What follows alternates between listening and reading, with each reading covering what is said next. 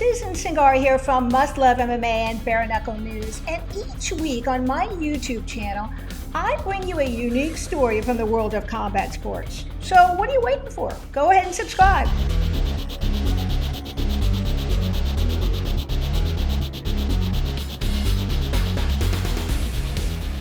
And joining me today is BKFC matchmaker Nate Shook. How are you today, Nate?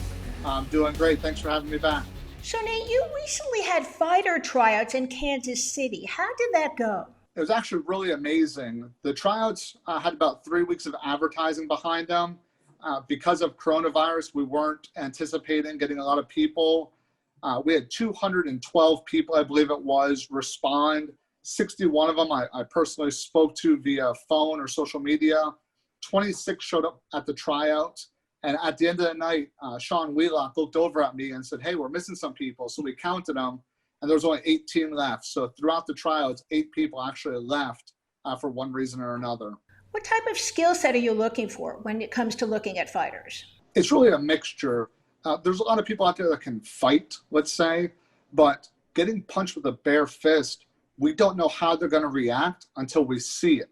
So a good part about Toe the Line Fight Series is we get to see in front of a smaller crowd these individuals, how they react to getting punched in the face with a bare fist. And that sound is what keeps people interested in this sport. So we look for people's ability to fight, and then their cardio, and then how well they can just market themselves or how marketable they are. Because at the end of the day, people have to want to watch you fight for the sport to grow. So what makes a good fighter then, Nate?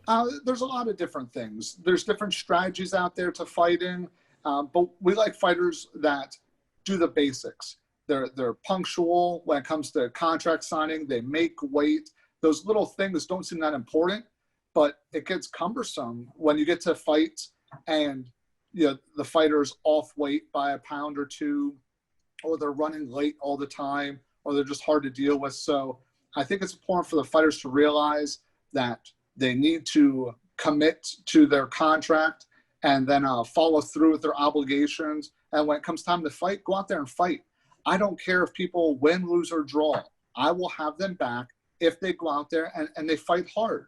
But the ones that run around and just tie their opponents up and make it boring, we're not going to have them back regardless of what their fan base is. What does it mean to you to be a matchmaker, Nate? I love it. I've known David for a long time.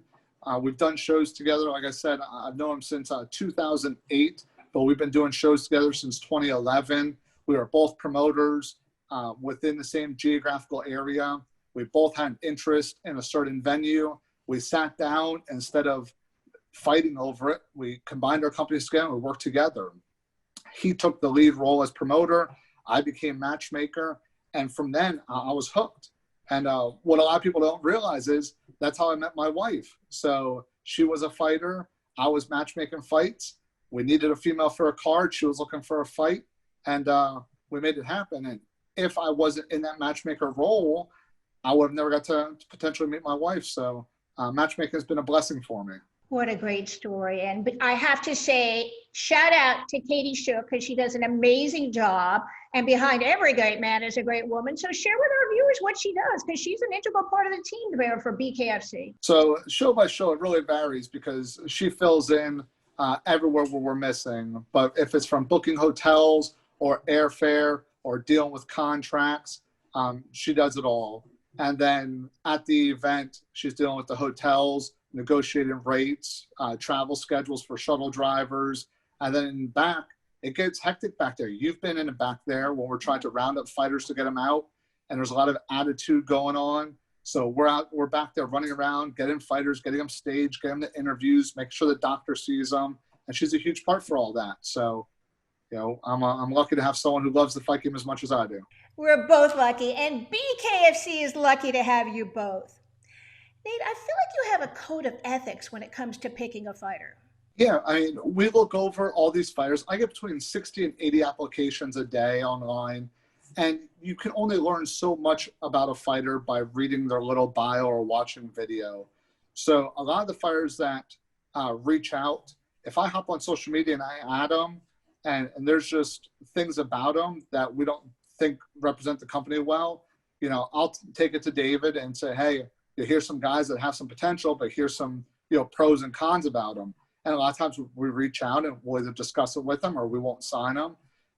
Being the best fighter in the world, and I can't stress this enough, doesn't always get you to the top. I mean, there are plenty of fighters that have 500 records, that have hundreds of thousands of followers because they're either likable or people just want to see them get beat up. I bet many people did not know that you were responsible for the signing of both Jimehlers and Brutal Johnny Bedford. What did you see in them? So Johnny Bedford, his first professional mixed martial arts fight, I was a matchmaker on the card. It was September 23rd, 2006 in Virginia. He fought a guy named Chino Duran from Miami, Florida.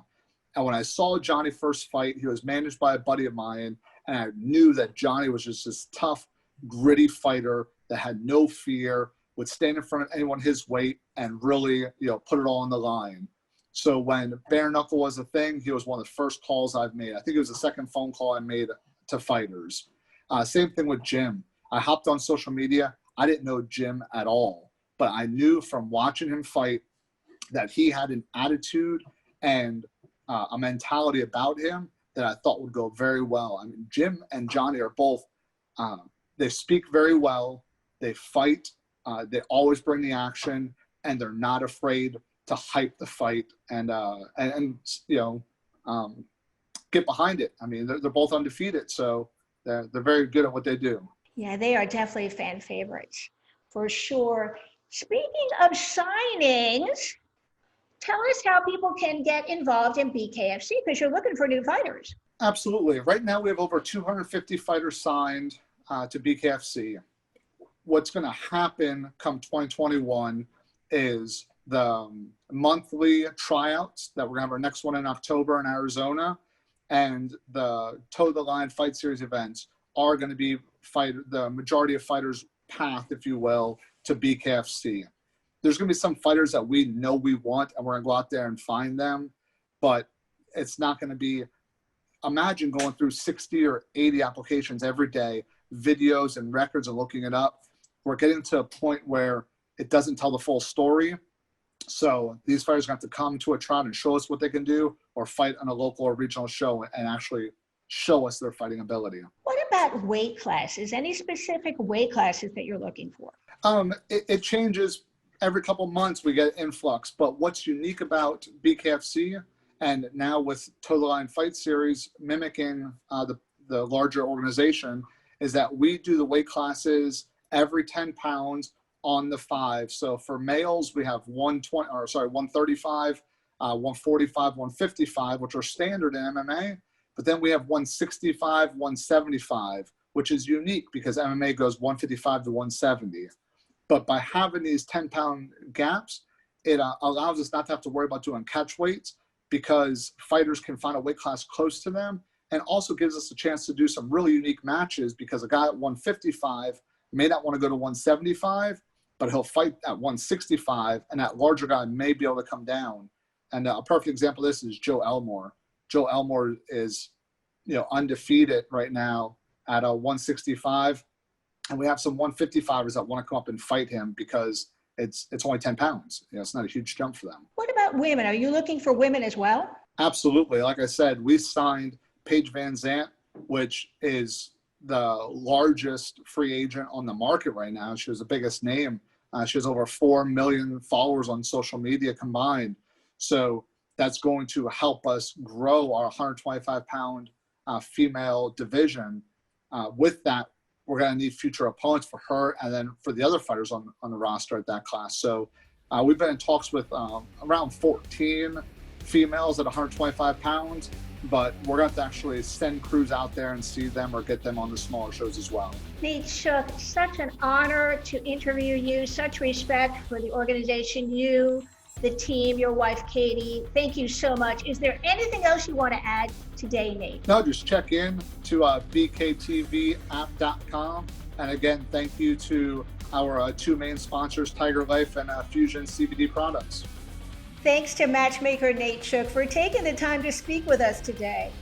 If you want to fight bare knuckle, go ahead and contact Nate Shook on his Instagram. It's BKFC_matchmaker.